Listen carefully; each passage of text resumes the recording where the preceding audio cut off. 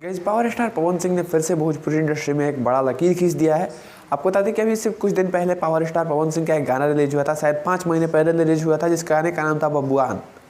लोगों को उम्मीद नहीं था कि ये गाना चलेगा, क्योंकि गाना जो है वो एक पार्टिकुलर जाति के ऊपर बनाया गया था। जितने भी बबुआन, राजपूत ये हैं, इनके लिए बनाया गया था। बट इस गाने को इतना ज़्यादा प्यार मिला कि बहुत ही कम समय में 80 मिलियन क्रॉस कर गया।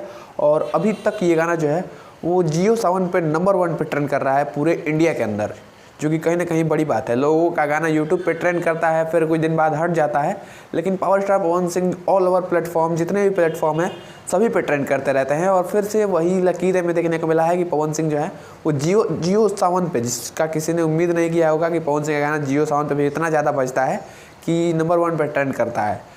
तो कहीं ना कहीं ये एक बड़ा लकीर है। आपको बता दें कि ये गाना को बनाते समय मेकर्स का ये उम्मीद नहीं था कि गाना इतना ज़्यादा चलेगा, क्योंकि गाना एक जाति के ऊपर बनाया गया था, बबुआन के ऊपर बनाया गया था। और लोग ये सोच रहे थे गाने को रिलीज़ करने से पहले कि जितने भी बबुआन लोग हैं वो तो इस गाने को सुनेंगे, बट जो अदर कास्ट के लोग हैं, जैसे कि भूमिहार हो गए, जैसे कोई हो गए, चाहे यादव हो गए, चाहे ये सब हो गए, ये तो इस गाने को नहीं सुनेंगे, तो गाना जो है वो पिट जाएगा।